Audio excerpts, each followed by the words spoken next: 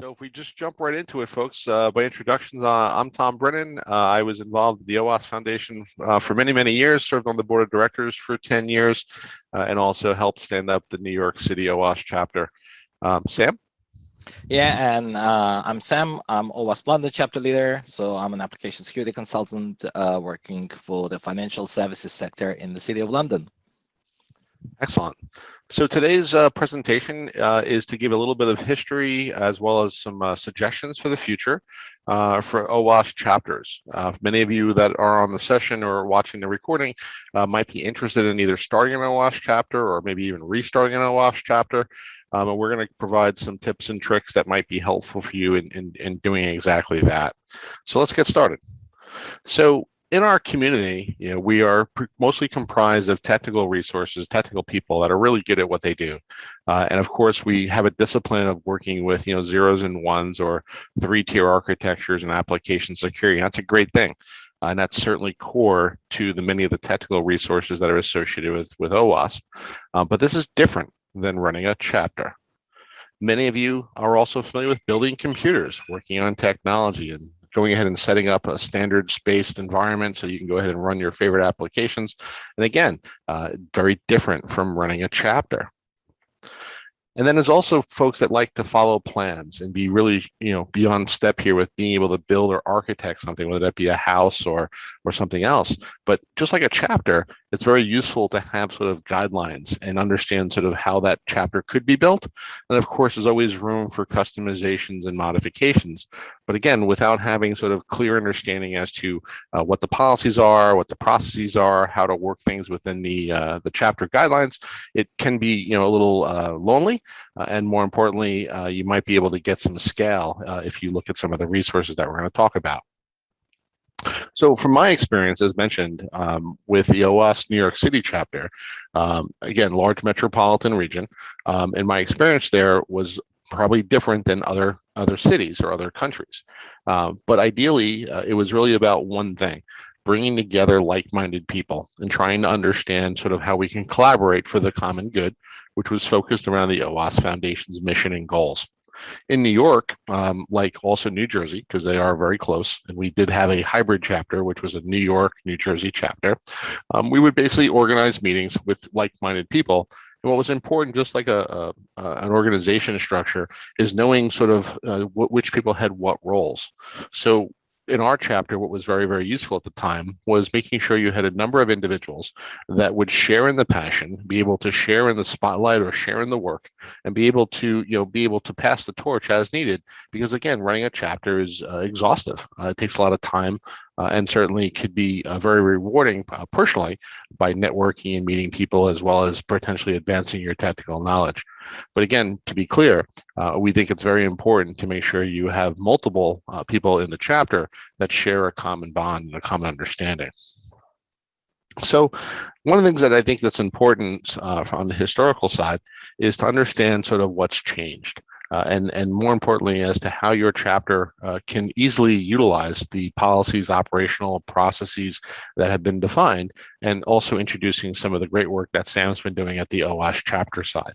So with that, Sam, maybe what we should do is really just reinforce some of the conversation here and then highlight some of the great things you guys have done at the London chapter. So let's go back to the mission of OWASP, right? The mission of the organization is still very much the same as it's been from its initial founding as a 501c3, not-for-profit, which is to help the organization and help the community understand software and software security. This is not a business association. This is not a member-serving organization. This is a not-for-profit 501c3, which is a little bit different, to service and help the community at large. So, without borders and without agendas, we're focused on the mission of software security.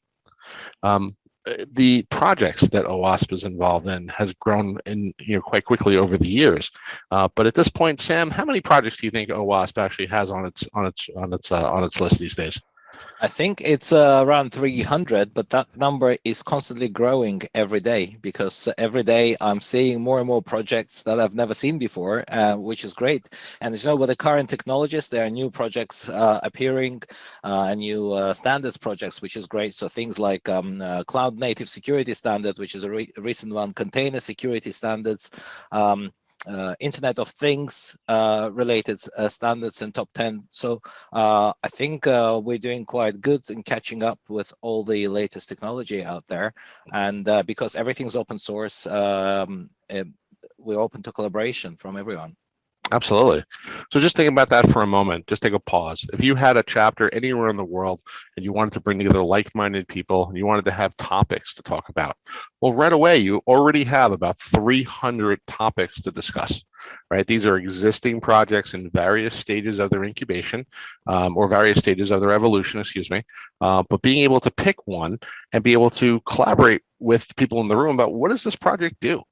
Is a conversation. It is a discussion. And then perhaps there's people in the room that want to demonstrate it or they wanted to research it prior to the meeting and they want to talk about it. Or better yet, maybe you reach out to the project leader and you ask them if they wouldn't mind either traveling virtually or traveling physically to speak to your group.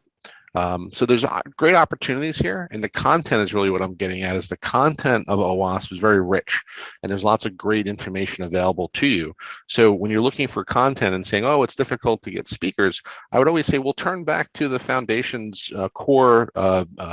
Purpose of being, which is trying to raise visibility for software security, and those products are a great place to start. In addition to other, conversational items that you guys want to consider doing. And this plays really well into recruiting attendees. If you do a presentation around OWASP Foundation and you speak to things like the OWASP Top 10, which is once again very popular with the new release for 2021, well, you're going to draw a large number of individuals that want to listen and learn.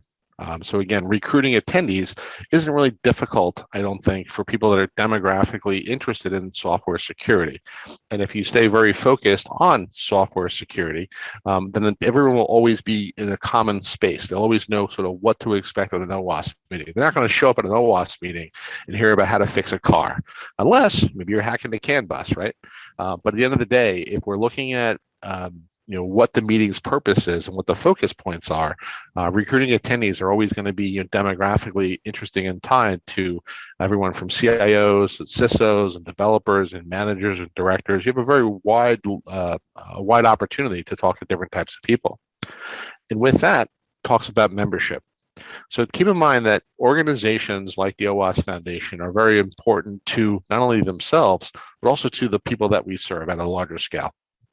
So in order to have a voice, in order to help the organization shape its direction, in order to either be for or against certain aspects of where the organization may or may not want to go in the future, it does go back to democracy. It does go back to a democratic vote. It does go back to members casting a vote for leaders, casting a vote for different actions. And we always encourage chapter members to become part of the foundation's membership. And because you're a part of the local chapter, it's kind of like being able to go anywhere in the world and show your card at the door and be welcomed with open arms to a place where you might be traveling to. It's a great experience, actually, to go to any chapter around the world when you see they have a meeting, because they're all publicly advertised. Be able to show up and say, "Hey, I'm in here today from New York, or I'm here from Kansas, or I'm here from Taiwan, wherever you happen to be in the world." It's a great opportunity to sort of make those connections, and they're very valuable.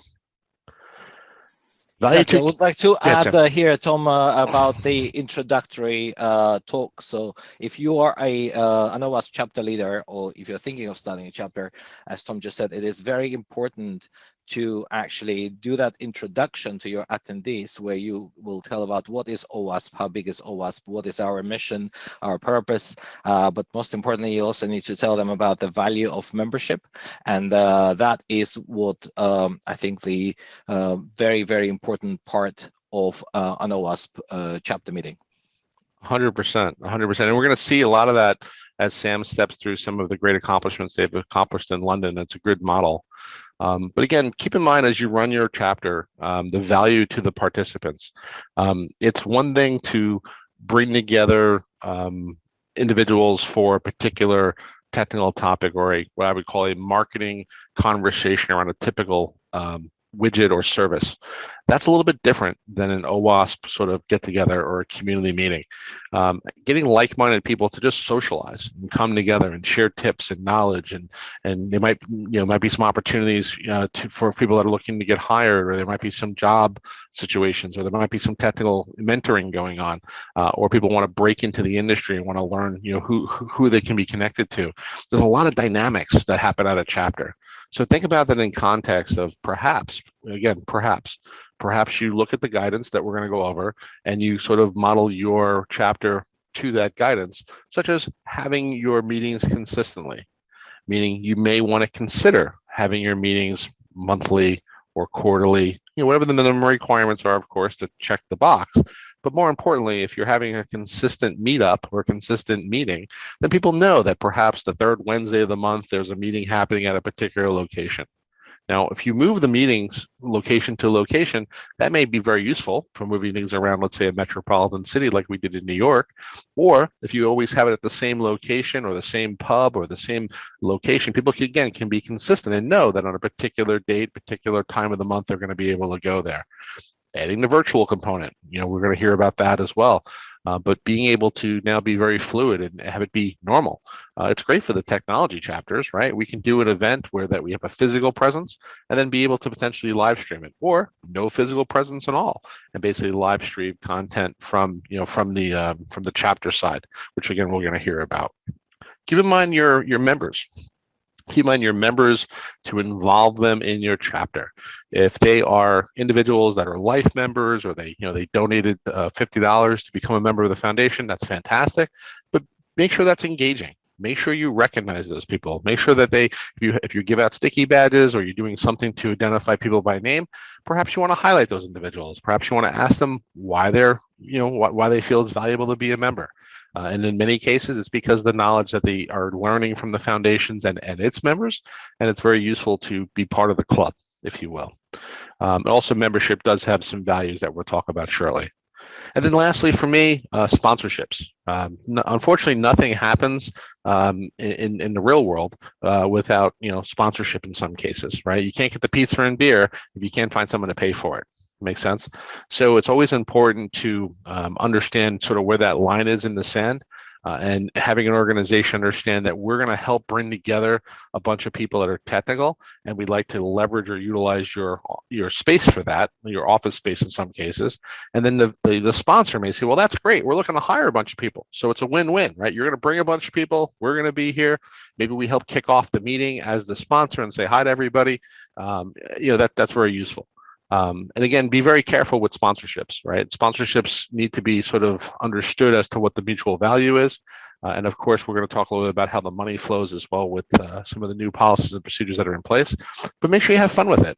Organizations, want to support a community, a mission, a charity. They want to be part of that. And I think OWASP Foundation gives you a great place to start with those items. So Sam, want to tell us about London? Yes, so OWASP London chapter is actually quite an old one. It started in 2004. Currently, we are on the meetup group. We have over 1,000 members, but our meetings are currently attended in pre-pandemic world by anything between 100 and 300 people. And that actually became a bit of a problem because it is relatively easy to find a venue in London with a conference room big enough for 100 people with a screen and microphones. But as we started growing and more people started attending, and we realized that when we started announcing an event for, let's say, for 100 attendees, all the tickets were disappearing within a matter of hours, which was unbelievable. And there was a meeting venue space at one of the sponsors at Expedia, I think, and it was called The Ship. And because the event was completely booked out, and myself and my chapter colleague, Sharif Mansour, we looked at each other and said, okay, we're going to need a bigger ship because this one is too small now. Okay, so a little bit about the OWASP London chapter. It's quite interesting, Tom, if you can move on to the next slide to show us the interesting email, which was actually on our mailing list from Dan Cuthbert back in 2004. This is actually the date of birth of OWASP London, where they all met in a pub. So there's Dan Cuthbert, presented today as well, one of the founding fathers of us as well, Dennis Cruz, and Daphne Stuttgart, who is known as a creator of the burp scanner, for example. There are a lot of very interesting people who just got together in a pub, and that's where OWASP London meetups were. And I joined them only in 2008 as an attendee, and I was just attending, became a member, and I found that OWASP is amazing, and it has a tremendous value for me. And in 2015, we were asked, myself and Sharif, to step in and become chapter leaders, because the previous leadership actually moved to a different country. So one of the first challenges that we had was, where do we find the speakers? So Tom, if you move to the next slide, I'll find you the first speaker that we discovered, who is our local guy in the UK, but he was not from London. He was from north of the UK, and that's Scott Helm, of course, the one of the famous guys in application security. He actually traveled down to London to present his talk on content injection, cross-site scripting, and HSTS, which is absolutely fantastic. We had lots of people attending this talk. And again, one of the interesting things was about, for example, sponsoring travel, because sometimes if you don't have speakers locally, you can actually invite good speakers, some famous speakers, to come and present. And again, rather than expensing it, because of course the travel requires money, we're actually quite lucky, because Expedia was actually sponsoring this, and they provided a hotel voucher, a travel voucher for the speaker to travel. So again, we didn't need to spend any of our own money. So this was great. Yeah, Tom, I think, let me see if I can actually move on to the next slide myself. If not, I will ask you to move to the next one. No, I think it's best if you move the slides.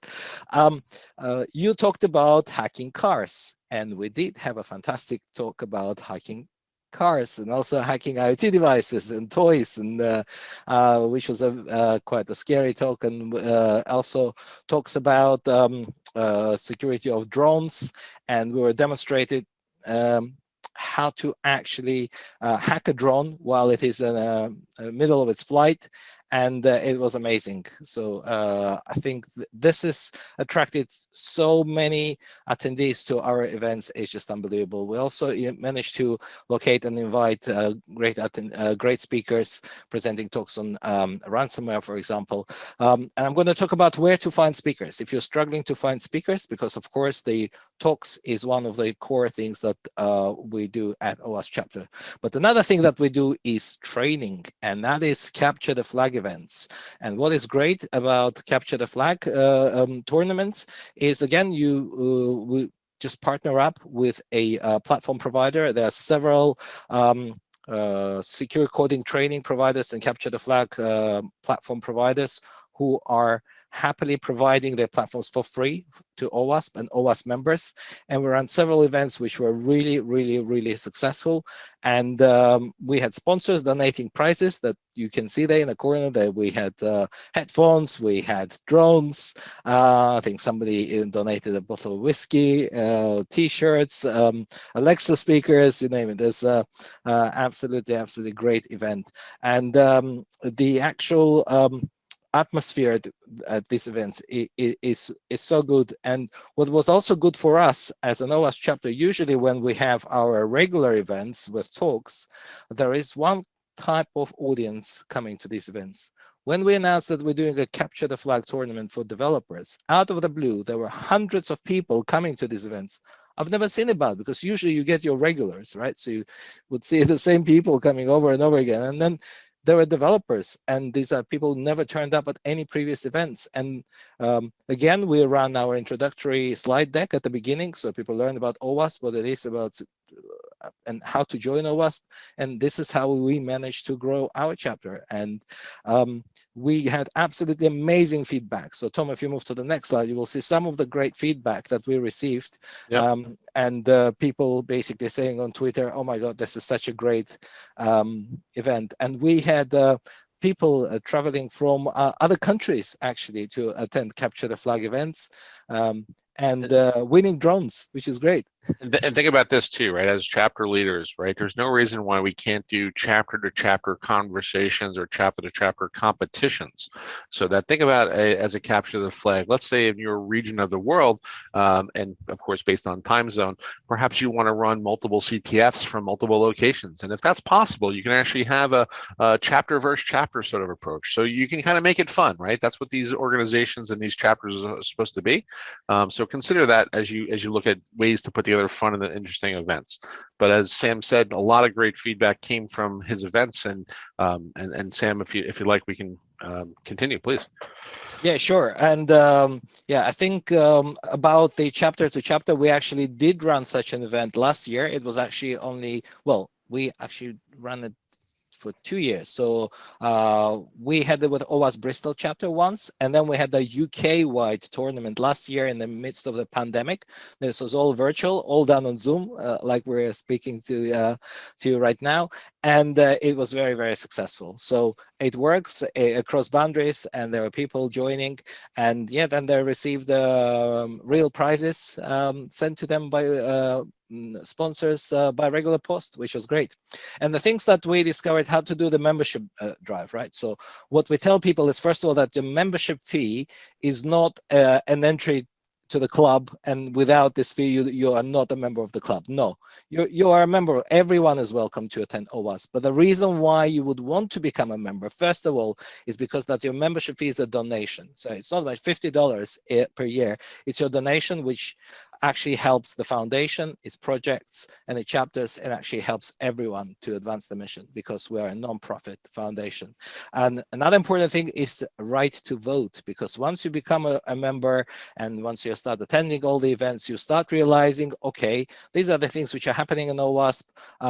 Maybe we want to change the direction to go to this shiny new thing, I don't know, whatever it is, cloud, Internet of Things, industrial control systems. Now we have self-driving cars, right? And we say, oh, maybe we don't have enough direction. But if you become a member, you can vote, and you can vote for the board members who will actually deliver the mission, and you can become you can become a board member yourself and be elected as well. And another great advantage is that you get discounts to many international cybersecurity events if you're an OWASP member, and brand new benefits of being a member, that you get access to application security training platforms.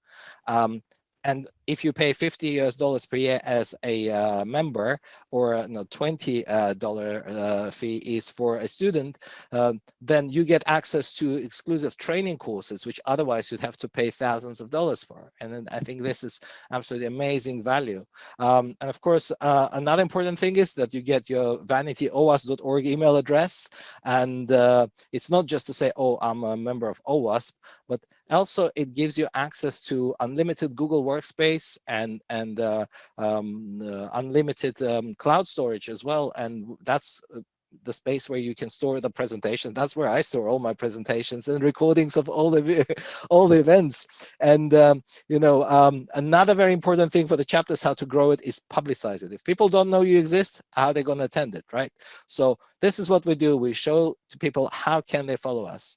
Of course, mailing list is one of the original social media, and it still exists. And a lot of people prefer to get an email rather than get on social media networks. But we do provide them with the mailing list, Twitter, which is very important, I think, for any information security professional, Facebook, which also brings us a lot of new audience. Of course, we have OWASP Slack, and a lot of people, especially developers, right, who are on Slack the whole day, they actually quite like Slack. Of course, on Meetup, but also on LinkedIn to attract professionals who are networking on LinkedIn. But very important social media, of course, is YouTube, and having your own YouTube channel where you can publish the recordings of the events. And also do the live streaming. As we discovered, live streaming has been absolutely crucial in getting more members, more attendees, and growing our chapter. And one of the interesting things about live streaming, Tom, if you move to the next slide, is it is not that difficult to actually set this up. So all you need to have is actually a selfie stick, right, which I showed the photo there, and your mobile phone. That's it. And you can see that one of the photos here, I was actually using my selfie stick with my phone to live stream one of the events. And it is very, very simple. And everyone has a phone in their pocket, and all you need to do is just connect to Wi-Fi and start streaming.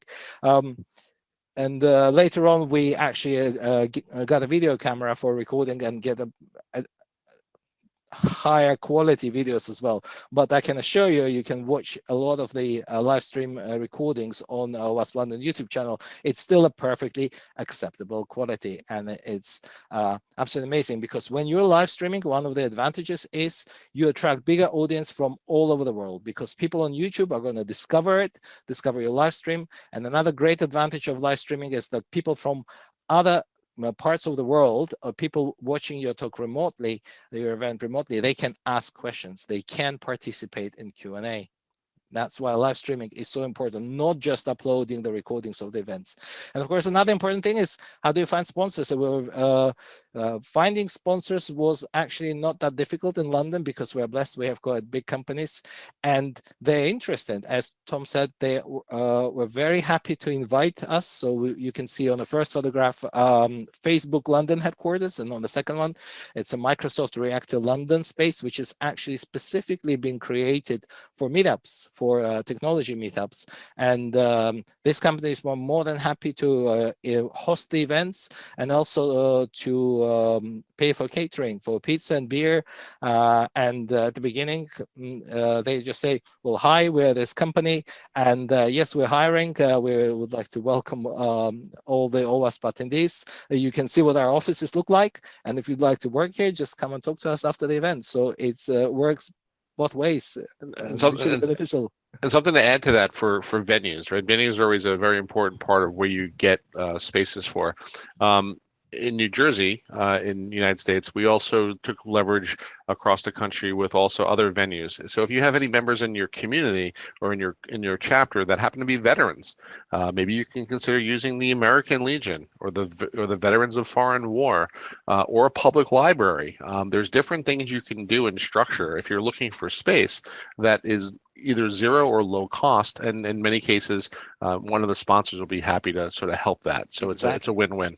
I totally agree. And if you move on to my next slide, Tom, you will see that reaching out to universities is very important, because first of all, you will get students who are currently studying either computer science, or if they're studying cybersecurity, and we're actually quite successful in promoting OWASP to them. But also it allows us to get venues, because university is another sort of free venue event. And basically, once we managed to grow our chapter to a size that we said, okay, now we're ready to host a big global application security in Europe, and we're actually blessed that in 2018, we hosted an application security Europe conference, and we had hundreds and hundreds of attendees from all over the world. And it was amazing seeing OWASP logo and OWASP flag, actually words Open Web Application Security, flying right next to the iconic Westminster Abbey in London. So Tom, that is actually photographs on the next slide. If you move on to the next slide, people will be able to see it.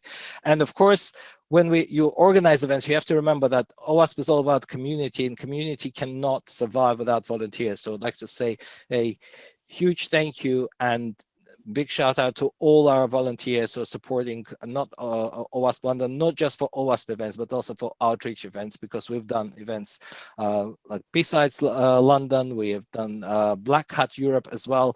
And there are lots of people who are there to come and support, because once people start coming to the events and enjoying them, they will be able to offer their help. And of course, another very important thing is, on the next slide, Tom, is the after party. What we discovered, going to the pub and networking with the people after the event, after the talks, is just as important, because that is the opportunity for people to actually talk to each other, because during the event, they just sat and they're watching the talk. the after party is very, very, very important. And yeah, just a couple of resources which are available as well for the chapter leaders. There's a leaders meeting at the Global Application Security events, and also OWASP chapter committee has a page which you can discover on owas.org, which lists lots of resources for chapters.